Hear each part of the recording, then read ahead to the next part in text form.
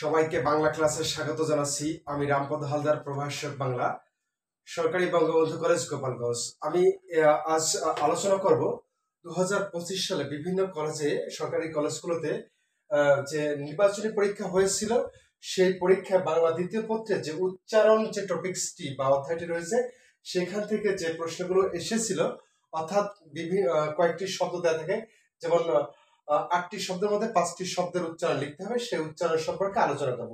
আর এই ক্লাসটি ধারাবাহিকভাবে চলবে। আগামীতে যে পরীক্ষাটি আছে 26 তারিখে শুরু হবে এইচএসসি পরীক্ষা, সে এইচএসসি পরীক্ষার্থী যারা, তাদের জন্য এই ক্লাসটি খুবই ফলপ্রসূ। অবশ্যই যারা বাংলাদেশের যেখানে অবস্থান করছে, সবাই যদি ক্লাসটি, আমার প্রিয় শিক্ষার্থীরা যদি ক্লাসটি মনোযোগ সহকারে দেখার সুযোগ থাকে, তাহলে অবশ্যই পরীক্ষা ভালো ফল আশা করা যায়। তো আমি শুরু করছি। আমি এই বিষয়ে, উচ্চারণ বিষয়ে আগে অনেকগুলো ক্লাস নিয়েছি, বেসিক ক্লাসগুলো নিয়েছি। তবে আজ আমি যেটা করব সেটা হচ্ছে বিভিন্ন কলেজে নির্বাচনী পরীক্ষায় যে প্রশ্ন এসেছিল, অর্থাৎ এক দাগের খ অথবা যে প্রশ্নটা আসে যে কোনো 8টি শব্দের মধ্য থেকে 5টি শব্দ, অর্থাৎ বলা থাকে যে কোনো 5টি শব্দের উচ্চারণ দেখা বা লেখো। তো আমি শুরুতে সরকারি তুলারাম কলেজ নারায়ণগঞ্জের যে প্রশ্নটা এসেছিল বাংলা দ্বিতীয় পত্রে, একের অথবা সেখানে 8টি শব্দ এসেছিল। 8টি শব্দ বলা হয়েছিল যে কোনো 5টি শব্দের উচ্চারণ লেখো। তো আমি এখানে 8টি শব্দের উচ্চারণ দেখাবো। সবাইকে মনোযোগ সহকারে ক্লাসটি দেখার জন্য আহ্বান জানাচ্ছি। শুরু করছি। শুরুতে আছে আত্মা। আত্মা যদি আমরা বাংলা উচ্চারণ করি, এটা হচ্ছে আত্মা। জানি ম ফলা মাঝে বা শেষে কোনো বর্ণের সাথে যুক্ত থাকলে, সেক্ষেত্রে যে বর্ণের সাথে যুক্ত থাকে সেই বর্ণটা দুইবার উচ্চারিত হবে। সেক্ষেত্রে এখানে সঠিক উচ্চারণ হবে আত্মা। আত, এই তোয় আমি, এটা হচ্ছে আত, এটা হচ্ছে বদ্ধাক্ষর, অর্থাৎ আমি থেমে যাবো। আত বেশিক্ষণ বলা যায় না, এই জন্য হসন্ত। আত্মা, অর্থাৎ এই যে মটা যুক্ত ছিল তয়ের সাথে, ত দুটো হয়ে গেল। আত্মা, এই তাটা হচ্ছে মুক্ত অক্ষর। এখানে একটা বিষয়, এখানে ম ছিল নাসিক্য ধ্বনি। নাসিক্য ধ্বনি যদি অস্তিত্ব বিলীন হয়ে যায়, সেক্ষেত্রে আমাকে এখানে শেষটা দুটো ব্যবহার করি। দুটো, যেমন ত এসেছে দুটো, শেষটা আমি চন্দ্রবিন্দু অর্থাৎ অনুনাসিক ধ্বনি হিসেবে এখানে ব্যবহার করতে পারি। দ্বিতীয় শব্দটি আসে ব্যতীত। ব্যতীত, এখানে জফল আছে বয়ের সাথে, এখানে উচ্চারণটা হবে ব্যতীত। বয়কার হবে, আর রস্বইকার থাকুক আর দীর্ঘইকার থাকুক, উচ্চারণে লিখতে হবে রস্বইকার। ব্যতীত না, ব্যতীত, সঠিক উচ্চারণ আছে ব্যতীত।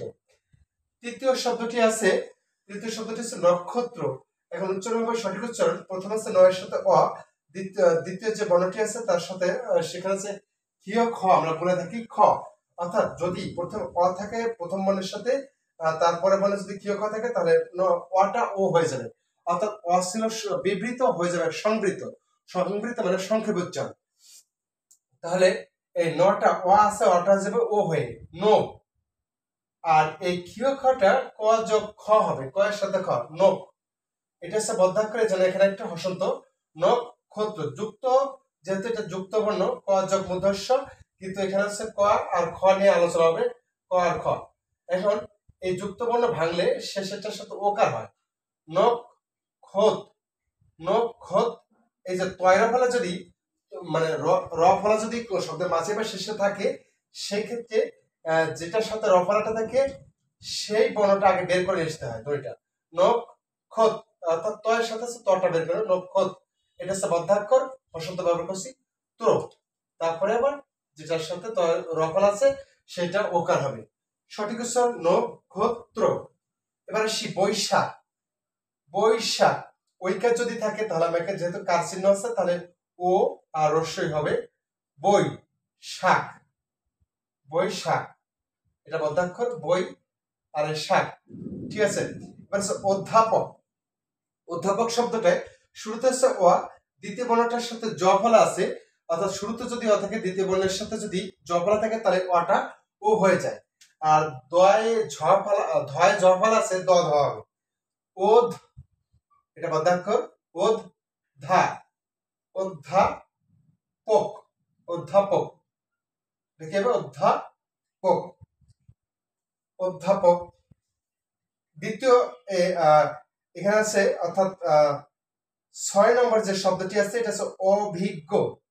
এই শুরুতে হচ্ছে অ, শুরুতে যদি অ থাকে, তারপর যদি রস্বইকার, দীর্ঘইকার, রস্যকার, দীর্ঘকার কিংবা রিকার অথবা কিয় খ যেটা বলা হয়, অথবা জয় বা জ ফলা থাকে, সেই ক্ষেত্রে আমাকে যে কাজটি করতে হবে অটা ও হয়ে যাবে। অর্থাৎ অটা কি হবে ও, ও ভি। এখানে হচ্ছে জ যোগ ইয়, জ যোগ ইয়কে এখানে উচ্চারণের সময় দুটো গ চলে আসবে, ও ভিগ। আর যেহেতু যুক্ত বর্ণ, যে শেষেরটা হচ্ছে ওকার হবে, অভিজ্ঞ।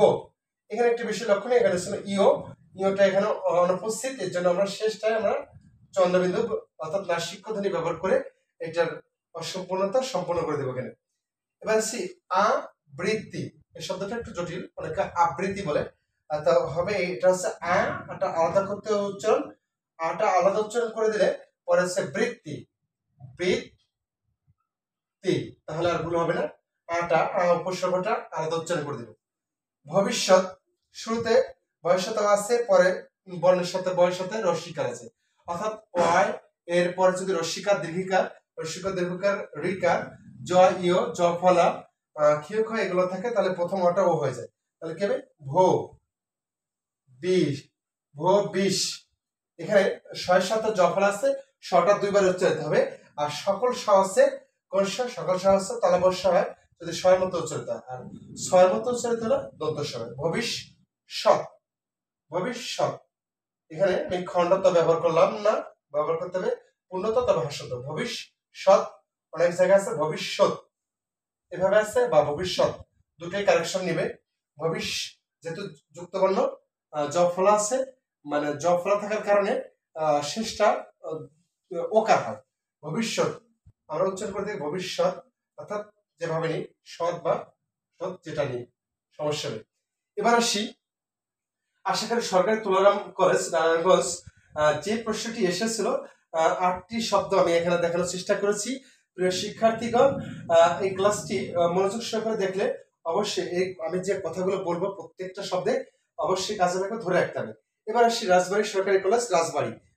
এখানে যে 8টি শব্দ এসেছিল বাংলা দ্বিতীয় পত্র পরীক্ষার একের অথবায়, অর্থাৎ খ দাগে, প্রথম শব্দটি হচ্ছে প্রবহমানতা, প্রবহমানতা। সঠিক উচ্চারণ প্র।